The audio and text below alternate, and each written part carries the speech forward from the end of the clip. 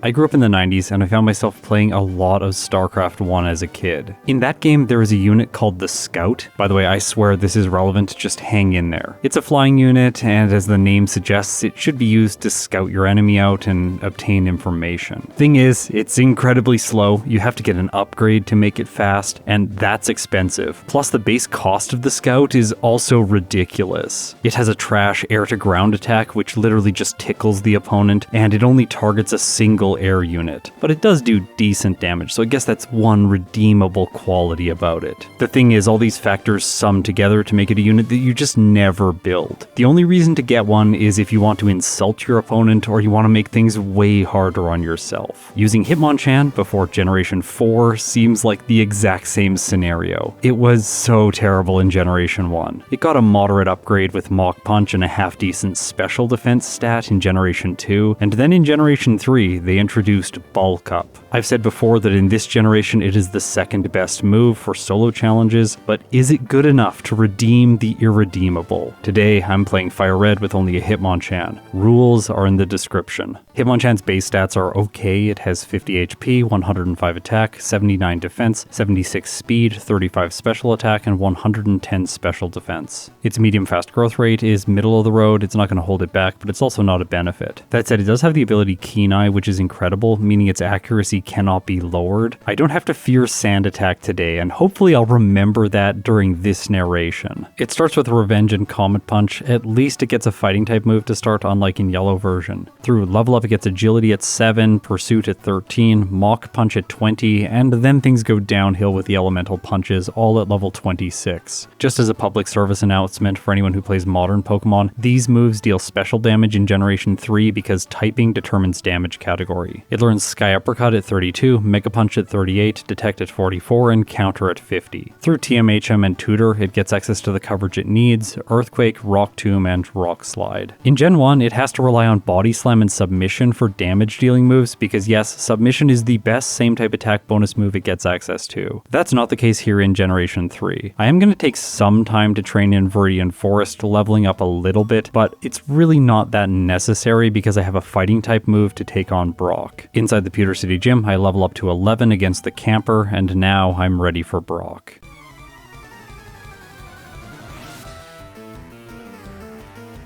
He has two Pokemon. In this case, the Onix is fast, but Hitmonchan is faster at level 11. A Revenge has decreased priority, so I'm going to move second anyway, and that's an advantage because then his Pokemon can hit me first so that my base power is doubled and I can deal massive fighting type damage. I haven't yet been able to get Revenge's base power updating on my overlay, but I plan to do that in the future. In this case, it's doing more than enough damage and I one-shot both of Brock's Pokemon. Just for a little contrast, I'm going to bring up some Pokemon Yellow footage where Hitmonchan is facing Brock. This is the difference that having access to a fighting type move at the beginning of the game makes. Comet Punch and Agility is just a terrible set against rock type Pokemon. Hitmonchan is already walking down the road towards redemption. Defeating Brock gives me access to the TM for Rock Tomb, which I can teach right away, and now I have an answer to bug type Pokemon so that I don't have to use Comet Punch. I usually complain about that move's accuracy, but in this case Rock Tomb is slightly less accurate, but even with that downside it's a better choice because it's going to one-shot whenever it hits. At level 13 I have a chance to learn Pursuit. This move is going to be useless for Hitmonchan because it deals special damage due to its dark typing, but I put it on my set thinking about Misty's Starmie. Just know that it doesn't really matter. Agility or Pursuit, they're both irrelevant for this playthrough. Inside Mount Moon, I decided to do a lot of training so that I'm prepared for the rival as well as Misty. I fight the trainer just inside of the cave because she has a normal type Pokemon, so it's fast experience. I also defeat the Super Nerd, the Bug Catcher, the Lass, the Rocket Grunt, the Youngster, the Hiker, the Mandatory Rocket, and of course the Super Nerd so that I can grab the Dome Fossil. Outside of Mount Moon, on my way to Cerulean City, I stop by the Move Tutors to teach Hitmonchan Mega Punch. It's a good replacement for Comet Punch, at least for now. Next, we're going to cut to a shot where I'm inside the gym fighting trainers. This is not so that I can battle Misty at a higher level, it is so that I can get Hitmonchan over the next damage rounding threshold at level 20. I wanted to do this before facing the rival so that I can get access to Mach Punch. I teach it in the place of Pursuit, so as I said before, the dark type move is just never useful. Now Mach Punch is special for Hitmonchan because this thing doesn't have particularly good speed, but Mach Punch is a priority move, so even if the opponent is faster, I will be able to move first by using it. Okay, so normally I would say Rock Tomb didn't one-hit the Pidgeotto, and I was really glad that it didn't choose Sand Attack, but I have Keen Eye, so it doesn't matter. I can one-shot the Abra, one-shot the Rattata, and then Charmander's last. I chose to give the rival this starter just so he has Charizard at the end of the game because it has flying type moves. Mach Punch scores a critical hit, and with that the rival's defeated. On Route 25 I make the choice to pick up the Secret Power TM. I prefer this move over Mega Punch just because of its consistency. Okay, now it's time for Misty.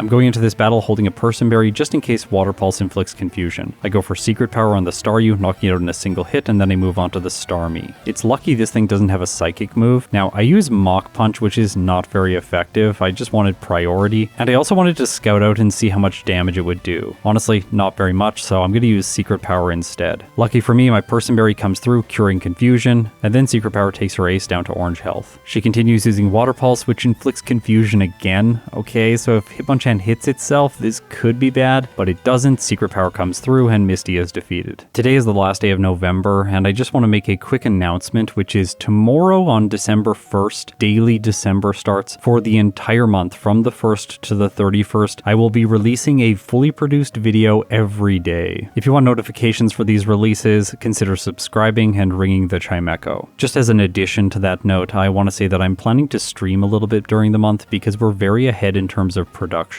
So stay tuned for those. They're going to happen irregularly whenever I'm feeling the inspiration. Back to the playthrough against Picnic or Isabelle, who I thought was mandatory when I was doing this playthrough, but I have since learned she's optional. I accidentally clicked A too fast and taught Thunder Punch in the place of Mach Punch. Immediately, I thought that maybe I should just restart the run because of this mistake, but no, that would be short-sighted, because just around the corner on the SSN, I can defeat one optional trainer and pick up the TM for Brick Break. I'm going to teach this in the place of Revenge, so I have Thunder Punch, Secret Power, Ice Punch, and Brick Break. With my new powerful move, I easily stomp the rival's team. He is not a threat. And you know who else is not going to be a threat? Lieutenant Surge.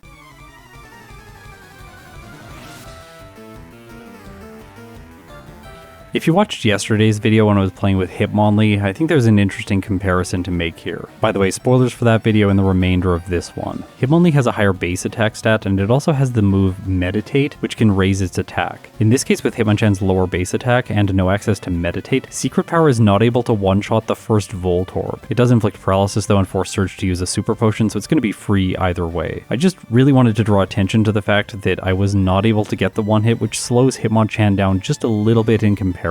I continue using Secret Power to not trigger static against the Pikachu and move on to his ace, Raichu. I think it makes sense to use Brick Break here for maximum damage, and it does enough. I think this battle is a good demonstration of why we have a Surge tier in the tier list. I'm wondering where Hitmonchan is going to fit in with all of these Pokemon. Right now, it seems like fighting types are going to be really strong from the results that Hitmonlee was able to achieve yesterday. It was only 2 minutes or so slower than Mewtwo in its first attempt. I think with Hitmonchan's lower stats, it's likely destined for the A tier, but I can see it getting a higher placement in that tier, closer to Mr. Mime and further away from Hypno. But maybe I'm not anticipating some extreme hurdle in the future that's going to slow Hitmonchan down dramatically. In Rock Tunnel, I have to make the choice. Do I want to use the tutor for Rock Slide now or save him for later? He's single use, so I can't come back and endlessly teach this move to Hitmonchan for moveset flexibility. In this case, I made the decision not to learn the move and instead just proceeded through Lavender Town to the little guardhouse to pick up the TM for return. But I'm also going to hold off on teaching this move. I use Brick Break to defeat the one mandatory trainer before Celadon City, and this lets Hitmonchan level up to 32 where I can learn Sky Uppercut. And for the third time in a row, I am going to say no to teaching a new move because I don't want the debuff to my accuracy. I would prefer having a lower power move that is more consistent. The Rocket Hideout is next, and it gives me a great opportunity to talk about Intimidate. It's always so annoying for physical attackers, but if they can learn Bulk Up, you can usually play around it in the late game. The Pokemon this ability really hurts are the ones that don't have a setup move, so they can't restore their attack. Then they have to rely on a move like Substitute, only to block Intimidates that come later in the battle, and they can never block them when they occur at the beginning. A good example of a Pokemon like this is Dugtrio, which I played earlier on in the year. Okay, Giovanni, I one-shot the Onix, I one-shot the Rhyhorn, and then the Kangaskhan is last. It flinches me with Fake Out once, and Brick Break doesn't knock it out, but then it just chooses Bite, so yeah, that fight's over. Let's head into the department store and buy some protein to increase Hitmonchan's attack stat. Okay, Rival 4 is the first time that Thunder Punch might be useful useful because it does 4 times damage to the Gyarados. You can see here that I'm using Ice Punch on the Pidgeotto, and this is a demonstration of just how bad Hitmonchan's special attack is. Luckily for me, there is no risk here showing this to you because once again, it cannot hit me with Sand Attack. I use Secret Power on the Execute, and it doesn't do enough to one-shot, so I get hit by Confusion, which crits, taking me down to 14 hit points. Okay, things took a turn for the worst. Next is Kadabra. Luckily I'm faster, I hit with Secret Power and it's frail, so I one-shot. Then Gyarados comes in and Intimidate lowers my attack stat. Thunder Punch is obviously going to be the right choice here, but what will I do against the Charmeleon? I go for the Electric type move and it doesn't even one-shot the Gyarados, giving it time to use Thrash and knock out Hitmonchan. That's my first reset of this playthrough. I think my mistake here was holding off on teaching Return. I didn't want to have moveset flexibility problems, but I'll just teach it in the place of Secret Power now so that I have more damage against the Execute. But even with the more powerful normal type move, I still can't knock it out in one turn. I get put to sleep and hit by Confusion once before I wake up and knock it out. This time I'm in a much better position against the Gyarados, so even if I don't one hit with Thunder Punch, it'll be fine. But Hitmonchan gets a critical hit and I move on to the Charmeleon. Okay, Brick Break, I go for it, it doesn't do enough damage. The Fire type tries to lower my accuracy with Smokescreen, but of course that doesn't work, I have Keen Eye. Let's go back to Celadon City, quickly heal up, and then head towards Cycling Road. Normally in this location I do a lot of optional training, but with Hitmonchan's moveset, I don't think it's the best idea. I don't deal damage quickly to Poison type Pokemon, and they give the best experience here. So I'll just proceed into Fuchsia City, and right before the Safari Zone I have to make a choice. Do I teach Substitute now or skip it? And I decided to pass it by, which I will explain in a second. Actually, first we're going to go into the Safari Zone. Never mind, psych, we are going into Erika's gym through the power of video editing because that's the trainer that I chose to face next.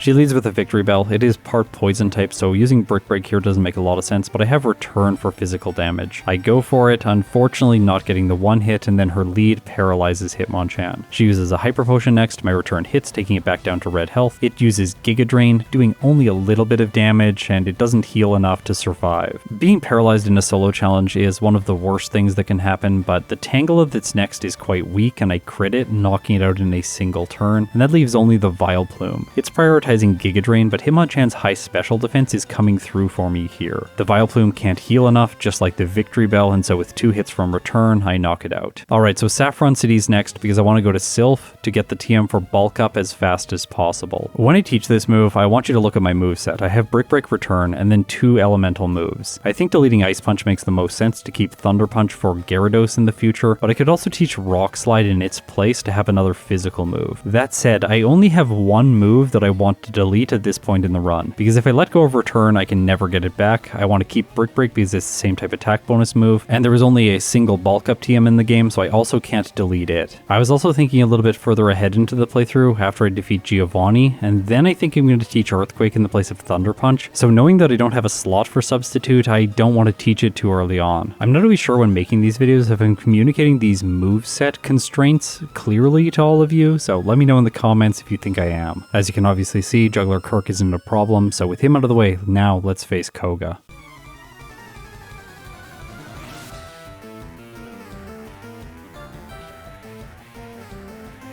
I spent the time talking about Substitute before this battle because using Hitmonlee yesterday, Koga caused problems because I couldn't block Poison. Today, once again without Substitute, I have prepared as well as I can with a Pecha Berry, but still the first Coughing crits me with Sludge and it also inflicts Poison. This consumes the berry while I'm setting up with Bulk Up. I was really hoping that Koga would not continue to try to poison me, but once again Coughing goes for Toxic, and that's that. It would waste far more time to play this fight out because I don't think Hitmonchan is going to one-hit the Muck, the Coughing, and the Wheezing, and the first of those 3 knows Minimize and it loves to set it up. In the next battle things go more according to plan. The Coughing just uses Sludge 2 times in a row, and while one of them does inflict Poison the first turn, the second one doesn't, so I'm able to get to +2 attack without the status condition. Return has enough damage to one-shot the Coughing, I move on to the Muck, and Hitmonchan actually gets the one hit. I didn't expect that. The following coughing is simple to manage and all that remains is wheezing. While it does survive, it just goes for toxic, wasting time. He uses a hyper potion, which is a little bit frustrating because he has 2 of these, but the toxic counter can't stack up fast enough and Hitmonchan wins. The Rival Sylph is next. I make a mistake here because I'm trying to set up with bulk up against the Pidgeot while it uses Feather Dance to lower my attack stat. My assumption was that I could continue setting up as my defense gets raised, because then eventually when it uses wing attack it's not going to do very much, but this is an error of logic because it has Whirlwind, so once I get to +3 it switches me out and now I have to send Hitmonchan back in and I've just lost health. Therefore I only felt comfortable setting up to +1 and from there I decided to sweep. The Execute goes down as well as the Alakazam, but the Charizard survives. It hits with Flamethrower and that's enough to knock out Hitmonchan. Just remembering Whirlwind gives me a way to clean up this fight. I can set up with bulk up twice and then attack. Brick Break knocks out the Pidgeot and I have a decent amount of health, well, a nice amount of health left over for the remainder of the battle. I make it to the Charizard. With +2 I can one-shot and then Gyarados intimidates me. Once again, check out how much Thunder Punch does. Not enough to knock out the Pokemon that takes 4 times damage from it. I don't think I need to use this move anymore to convince all of you that elemental punches just don't mix well with Hitmonchan in Generation 3. After playing more and more Fire Red this year, I have learned something about Giovanni and Sylph. His team isn't really threatening, but sometimes they can be annoying with Poison Sting on the Nidorino or Poison Point on both it and the Nidoqueen. In this case, Hitmonchan has the worst case scenario where the status is inflicted on the first turn due to Poison Sting. This cuts my setup short. I'm only going to go to +2 and then attack. The Nidorino goes down, he sends in Nidoqueen next, and return just barely doesn't one-shot. Luckily it doesn't do damage, instead using Tail Whip, giving me the free knockout. From there I can one-hit the Kangaskhan, taking some poison damage down to 17 hit points, and then I one-hit the Rhyhorn. But you don't take poison damage on the turn you win the battle, so in this case Hitmonchan is fine. Okay, no delays, we're gonna go to Cinnabar Island next, go through all of the gym, fighting none of the trainers, and then battle Blaine.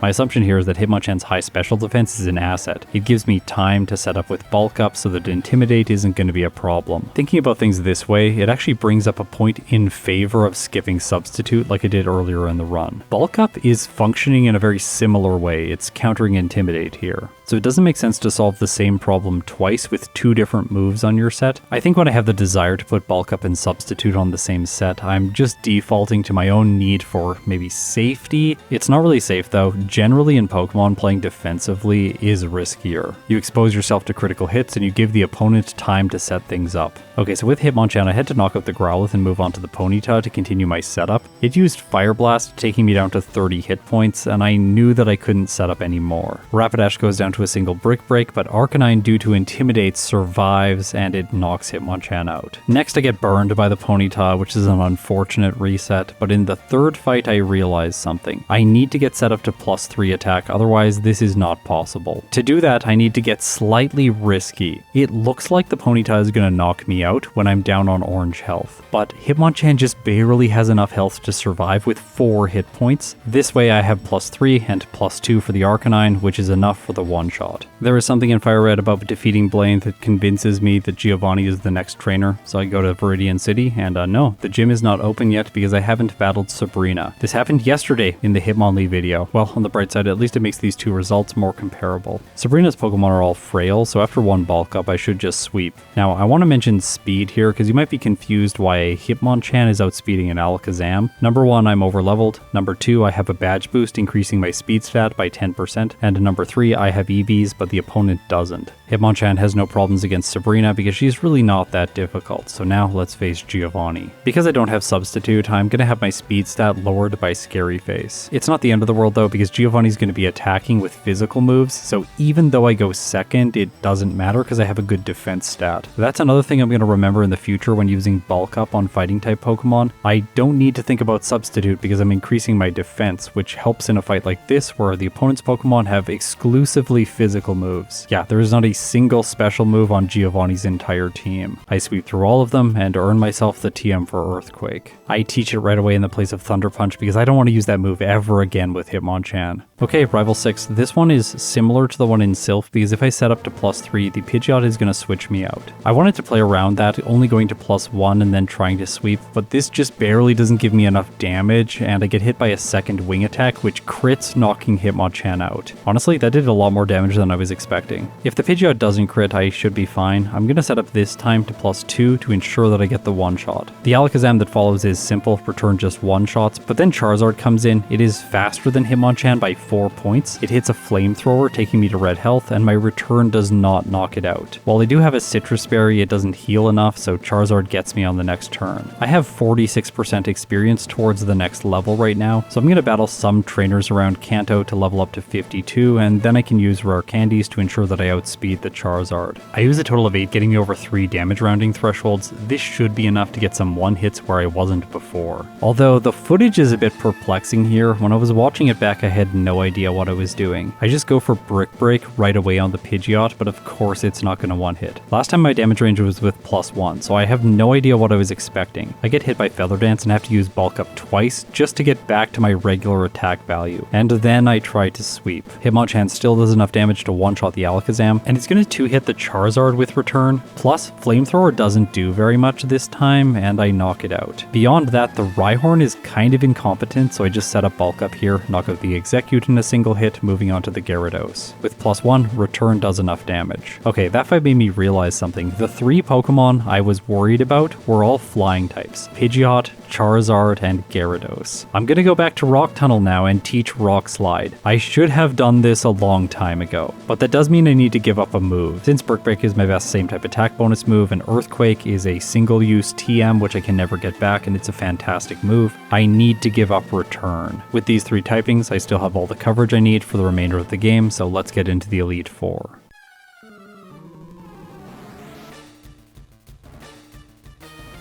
I anticipate that Lorelei is going to be fairly straightforward. I can set up Bulk Up on the Dugong while it uses things like Surf and Ice Beam, but they don't do very much because of my special defense stat. After 2 turns of Bulk Up, I felt it was my time to sweep, and Brick Break gets the one-shot. Slowbro is next. I use Brick Break here, but it doesn't do very much, obviously. That said, it just goes for Amnesia, and then my next Earthquake knocks it out. From here, the battle is very simple. 1 hit the Cloyster, 1 hit the Jinx, and 1 hit the Lapras. Moving on to Bruno, he really likes to lower your speed with his first Onix. This happens when you're trying to set up, and I am here with Bulk Up. Because I'm raising my defense stat, it doesn't really matter if I give him chances to attack. The only way he would win is if he gets a critical hit. You'll probably look at Machamp and go, it has Cross Drop, which is a high critical hit ratio move. Maybe that's going to get you, but no, it won't, because after only 1 Rock Tomb, my speed stat is still higher than the majority of his Pokemon. So yeah, another easy win for Hitmonchan. I think of all the trainers in the league, we would probably anticipate that Agatha would be the worst, and I had some nightmarish times against her in Pokemon Yellow in one of my very first videos I ever uploaded. In this case though, the Gengar just loves to use things like Confuse Ray and Double Team, giving me some time to set up with Bulk Up. What I need now is for Rock Slide to get lucky. It has a 54% chance of hitting, and it does, knocking out her lead Gengar. From there, things get easier. Rock Slide takes care of the Golbat in a single hit. I have to use it against all the ghosts, so it's my only choice for the Haunter. It comes through for me, connecting, but against the final Gengar, it just barely doesn't have enough damage. That said, her ghost chooses Hypnosis, and if I have learned anything in Generation 1, it's the fact that the comments will always tell you not to use this move. And she shouldn't have, because it misses. That gives me another chance to attack after she uses a full restore. This time, Rock Slide rolls better damage, and the Gengar faints. All that remains is an Arbok, but it's easy to clean up with Earthquake. Hitmonchan is moving on to Lance. Okay, how much setup is the Gyarados going to allow Hitmonchan to get? Well, first turn it goes for Twister, which gets a critical hit, still doing pathetic damage. This is one of the worst moves in the game. It feels like the Dragon type Constrict. I know it has better base power and some secondary effects, like when the Pokemon's flying it does more damage. Anyways, it's just like such a bad move. I hate using it. It's always nice to see when the opponent goes for it though. I'm able to squeeze in 3 Bulk Ups before I felt I had to attack. What this means is the remaining health I have has to be able to survive a hit from Aerodactyl's wing attack. And with my defenses boosted, I am able to, landing a Brick Break, knocking the prehistoric Pokemon out. From here, Rock Slide needs to connect. It does with the Dragonite, knocking it out in a single hit, and then there's only Dragonairs left. For the purpose of having consistency, I choose Brick Break, I don't want to miss, and it knocks both of them out in single hits each. To ensure that I get the best time possible, I am always ranking based on my first attempts right now in FireRed. I am going to use my rare candies before the champion fight, ensuring that Hitmonchan is level 68 over a damage rounding threshold for the battle.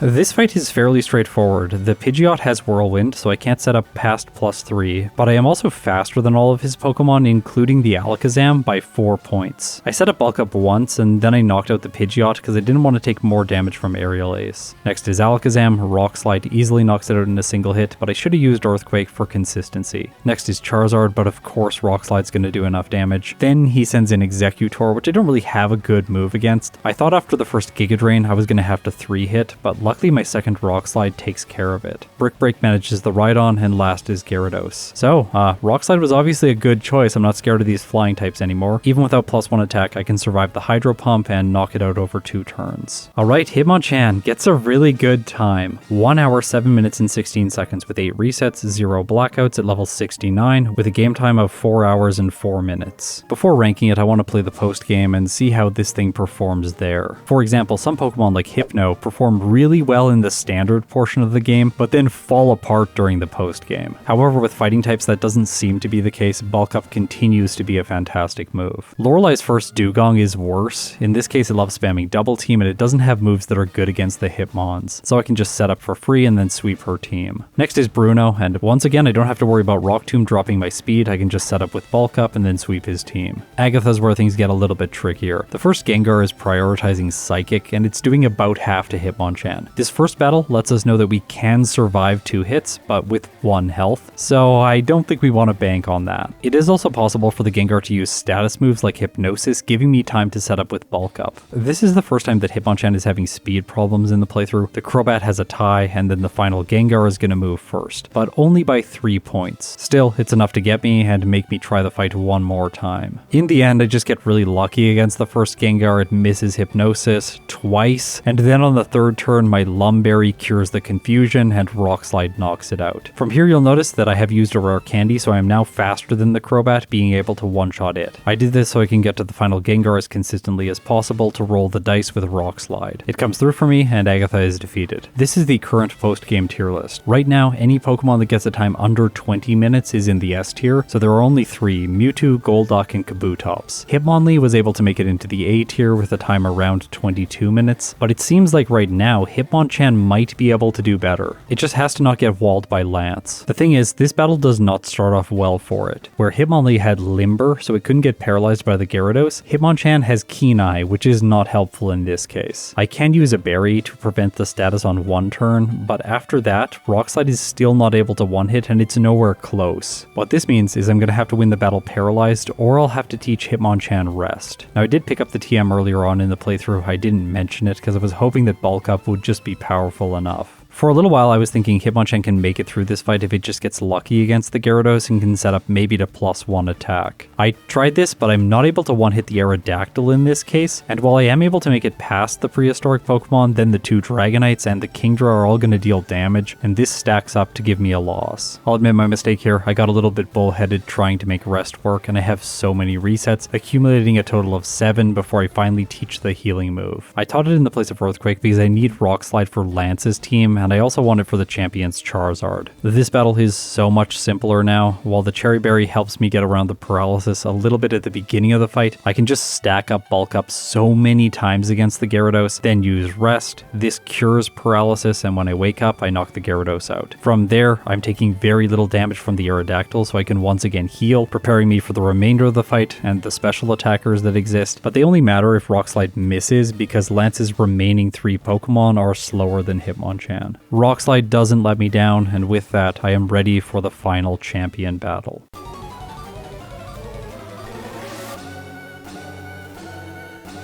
His first Pokemon Heracross is a great lead for me to go up against because while it can lower my speed with Rock Tomb, I have said before this doesn't really matter. I'm just going to set up with Impunity with Bulk Up and then use Rest to heal. I also have the leftovers, so as I set up my defensive stats, I gain back more percentage of the damage dealt each turn. Well, unless the Heracross gets critical hits, and it does, they're a little bit scary, but I pull through and knock it out. Next is Tyranitar, I one-shot it with Brick Break and move on to the Alakazam. The speed drop does matter here though, because it can choose Psychic, moving first, and it crits, knocking Hitmonchan out. In the next battle I tried a different approach. What if I just knock the Heracross out and try and dodge Rock Tomb? In this case, that's not going to work. Rock Slide isn't doing enough damage, and I do get hit with my speed lowered, so by the time the Alakazam comes in, I am once again hit by Psychic, and Hitmonchan survives, but without attack boosts, I don't have enough damage to knock it out in one turn. Thinking back on the run, it might be nice to have Return by this point, maybe in the place of Rest. The Heracross really can't do that much, so I could set up there and then use Return for the Alakazam, which would be more consistent when compared with Rock Slide. Although that might be risky because sometimes the Heracross can knock me out in the case that it gets a critical hit. Other times though, Hitmonchan sets up for free, and then with +6 attack, I start my sweep.